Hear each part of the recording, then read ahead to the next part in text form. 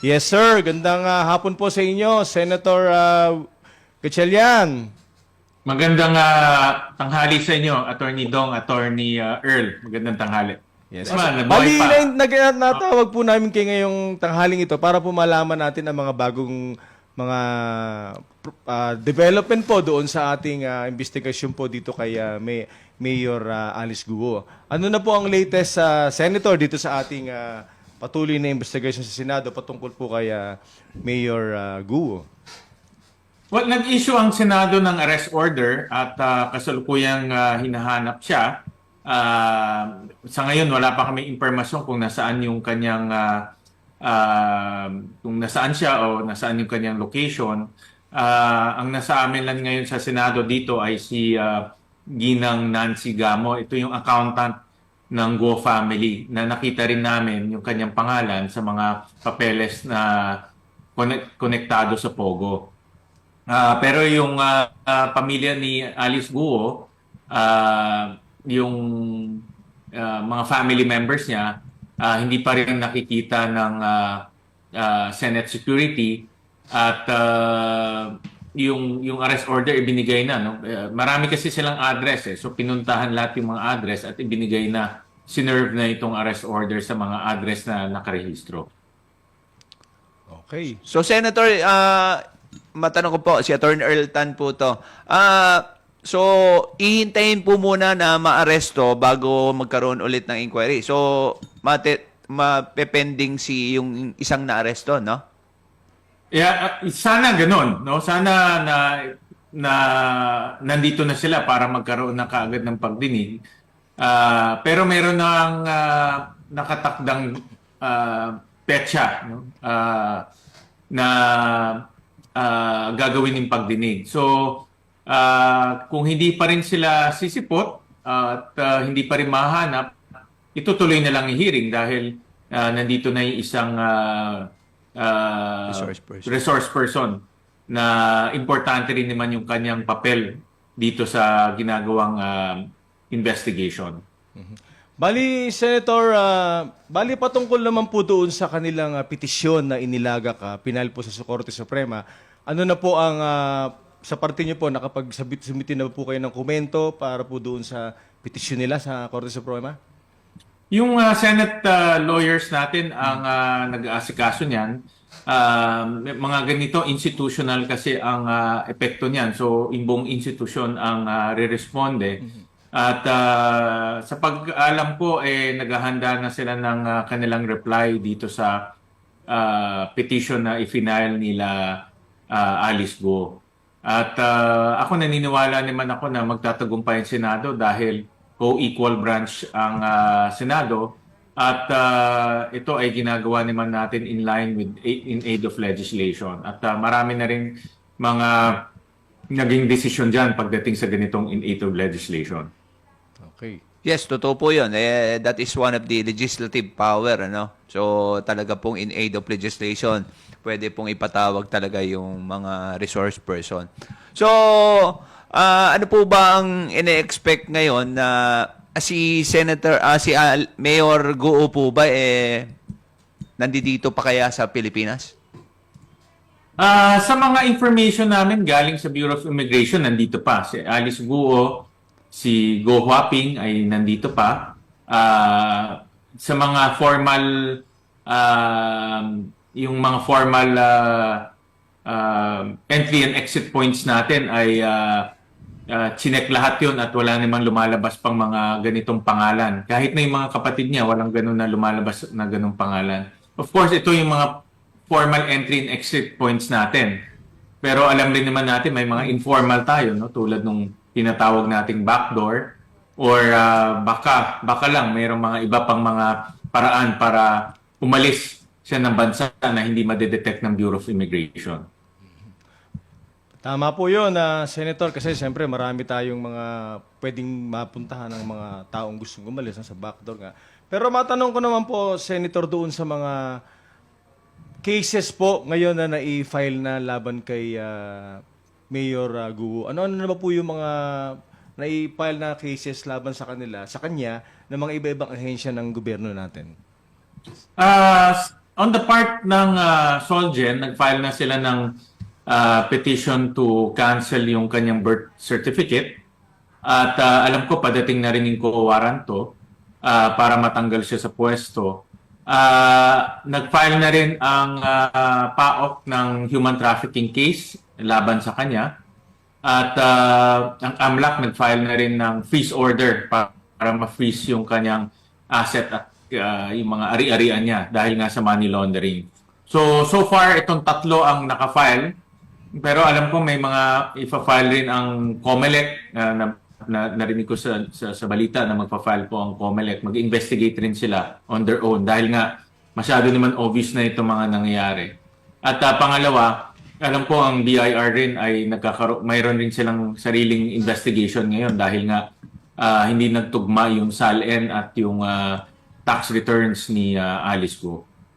Well, Senator, matanong ko lang po, based on yung mga previous hearings na nangyari, no?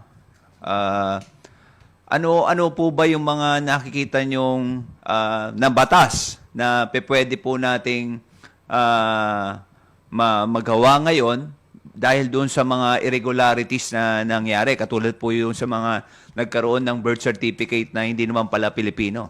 Oo. Yan tingin ko ang pinakamahalaga ngayon dahil marami pang lumalabas eh. Noong nag-umpisa itong investigation na ito, maraming lumalabas. At in fact, this morning, nakakuha lang ako ng text. Ngayon, nabasa ko sa balita na meron 1,200 na mga fake birth certificates na na-issue sa Davao del Sur.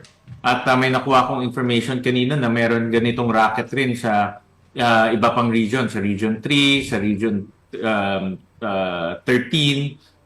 Parang lumalabas na ngayon dahil ngayon naging aware na, naging maalam na yung tao na pwede palang gawing racket to. At marami ngayong lumalabas na ganitong mga information tungkol sa pag-aabuso ng late registration.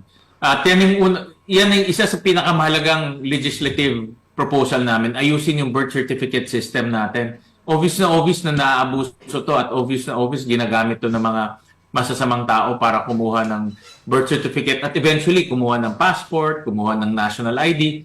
Dahil sa bansa natin ngayon, ang pinaka-basic document ay birth certificate eh. Kung may birth certificate ka, lahat pwede mo nang gawin. So dapat ayusin yan. At pangalawa, isa sa mga proposals na galing dito sa investigation, yung pagbaban ng Pogo sa ating bansa para tuluyan ng mahinto ang Pogo sa ating bansa. Pangatlo, yung paghihiwalay ng regulatory powers at operations ng PAGCOR. Ngayon kasi may conflict of interest, sila yung kumikita, sila rin nagre-regulate, kaya nasa-sacrifice yung regulation. So yun yung tatlong so far naiisip naming mga legislative proposals. Bali, Senator, patungkol naman doon nabanggit nyo kanina yung pagbaba ng Pogo. Ano? Ngayon, ang narinig ko at nababasa ko rin sa news na ang posible daw na maging epekto pag na total ban ang Pogo ay yung revenue na papasok sa ating bansa. No? So, sa aspetong yan, Senator, ano naman ang nakikita nyong magiging epekto sa ating ekonomiya kung sakali mang magkaroon ng total ban po dito sa Pogo? Ang kinikita ng gobyerno sa Pogo, indirect, ay about 15 billion. No? 10 billion sa BIR, 5 billion pumupunta sa PAGCOR. Itong 15 billion na ito, wala pang 0.5% ng kabuuan ng koleksyon natin. Ang koleksyon ng gobyerno ngayon, napakalaki. No? 5.7 trillion. Kaya wala pa ito sa kalingkingan ng kabuuan ng koleksyon ng ating pamahalaan. So, ibig sabihin, mawala man lang yan, hindi natin mararamdaman. At pangalawa, pag titignan natin yung kabuuan, yung kasama dito yung economic benefits at yung social cost, yung social cost, yung mga krimen at kasamaan, mas mabigat kaysa sa kinikita natin. Ibig sabihin, dahil nga dito sa mga krimen na nakikita natin, marami ring mga investors ayaw mamuhunan sa atin. Maraming mga turista ayaw pumunta sa atin. Sino naman pupunta sa atin kung makikita nila may torture na nangyayari o may kidnapping na nangyayari? So yung ganitong mga social cost, mas mabigat. Kaya kahapon yung Department of Finance, ang sabi nila, na i-total ban na lang dahil hindi ano hindi hindi kumbaga yung nakukuha natin dito maliit lang kumpara doon naman sa damage na nangyayari sa ating reputation at sa ating imahe. Yes, Senator. Sa akin naman, Senator, kasi po, ako, Tan po rin yung apelido ko, no? So, nag-aral din po ako sa Chinese. At syempre, lawyer po kami. Marami rin kaming na-encounter na yung mga Chinaman na in reality, Senator, totoo naman, na nagkakaroon talaga ng mga birth certificate, no? So, iba yung birth certificate na galing rekto, iba yung talagang totoong birth certificate na nagkakaroon sila. Tapos, nagkakaroon ng Philippine passport. So ano po, Senator, kaya ang possible loss na pwede nating maimungkahi sa atin para magkaroon tayo ng mga batas or kung ano man yung pagpepeke, yung mga steeper penalty para sa mga ganyan? Dapat talagang may proseso naman para maging Pilipino kung ikaw ay dayuhan o yung mga taga-China na talagang gusto nang tumira dito. May naturalization process tayo. Whether legislative process or judicial or administrative, ang tamang paraan ay yung naturalization process. Dahil pag dumaan ka sa naturalization process, walang kaduda-duda na Pilipino ka. Pero iba kasi gustong mag-shortcut eh. Maglalagay na lang sila at magbibigay ng peking impormasyon. At meron din kasing mga sindikato. Balita ko kanina, doon sa text, meron talagang sindikato sa loob ng gobyerno na nagiging racket. Opo, matagal na po. Kalakaran talaga. Actually, tunay yung birth certificate, peke yung impormasyon. Oo. At ang ginagawa nilang racket at yan ang mali, no? Yan ang dapat nating maiayos. At yung mga tao ring nag-a-apply at naglalagay, dapat rin maparusahan dahil nagbibigay ka ng maling impormasyon eh. Para din po para po sa kalaman din ni Senator, no, during yung early years nung abogado kami, meron din yan eh, yung annulment, yung napapabura lang sa NSO. Oo, meron din po yan, Senator. Kasi matagal yung annulment process. Oo, rin before yan, ganun po, napapabura. Oo. Although before pa yun. Tsaka actually, ngayon ko lang narinig yan, pero actually, posible yan. Opo. although mahigpit na rin ng Supreme Court sa mga rules eh. Kaya medyo mahirap na rin po Hindi, talaga. nung hindi pa computer NSO pa lang yung yan, NSO, na huhugot yan. Oo. Bali, Senator, mabalik po tayo sa nabanggit nyo kanina doon sa yung mga freeze order, no? Ngayon, ang narinig po namin sa balita, no, na maraming accounts, no, si Mayor Guo, at ito ay may freeze order na po. Ngayon, ang sinasabi po sa kabila sa panig nila na parang di umano po ay nalabag daw yung kanilang karapatan, ano, yung sa may bank secrecy tsaka yung sa data privacy, ano. Dahil parang, nasabi daw sa publiko yung mga account nga. Although hindi naman nabanggit yung individual na specific account number, no. So ano po, Senador, ang inyong masasabi naman patungkol sa mga kanilang mga gano'ng reaksyon? Sa panig namin, wala naman galing sa Senado na divulge tungkol doon sa petition for freeze order at yung freeze order itself.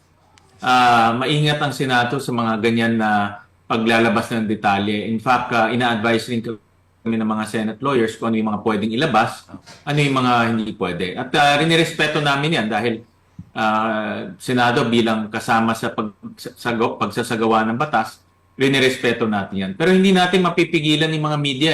Nakita ko may mga lumabas na mga detalye sa internet. Yan, hindi natin mapipigilan. Ewan ko kung saan nanggaling yung information na yun, but definitely hindi nanggaling mo dito sa Senado. Actually, Sir, sige, please. Sir, uling katanungan na lang, kasi hanggang 1 p.m. lang si Senator, nasayang yung oras ni Senator. Regarding po doon, sir, sa death threats daw na natatanggap ninyo, kamusta na po yung, meron na bang link kung mahuli ba yung mga nagbibigay ng death threats sa inyo? Well, nakuha ko to sa isang vlogger. May vlogger kasing nagsabi na merong patong sa ulo or merong pabuya doon na ibinigay para gumawa ng hindi maganda sa amin. Hindi ako at saka sa ibang mga mambabatas. At hindi pa namin na-verify yung accuracy nito. Nevertheless, para maingat, rineport ho namin to sa kapulisan at dito na rin sa Senate Security namin para maging official at recorded. At sa alam ko, ang PNP ay gumagawa ng sarili nilang investigation tungkol dito para ma-verify kung totoo o hindi. Nevertheless, ako kasi ang information ko dahil nga itong mga nasa likod ng Pogo, mga triad to no, mga organized crime. Kung makikita natin yung torture na ginawa nila, ibang klase. Talagang wala silang kaluluwang mag-torture. No? At hindi sila natatakot mag-torture. At dahil nga dito sa investigation, dalawang investment nila na discarril. For example, sa Bamba, nakita naman natin, laki ng ininvest nila. Pero hindi natuloy na kuha ng gobyerno or na seize ng gobyerno yung asset. So, maraming nagalit, maraming nalugi, at kaya hindi malayo na baka may gumante. Kaya kami naman ay nag-iingat lang nag-iingat lang at ginawa naming official lang itong mga nakukuha naming balita. Maraming salamat po, Senator, sa panyaya natin kay Senator. Salamat, Thank you. Senator, At mag-ingat po kayo palagi, Senator. Salamat po sa inyong oras, Senator. At alam namin napaka-busy kayo. Attorney Bigyan kami ng time para... Attorney Dong, maraming Yes, sir. salamat rin sa iyong pag-imbita. Thank you. Salamat po, Senator. Magandang hapon po. God bless po. Ayan, Ayan, at oh, so- meron muna tayong commercial.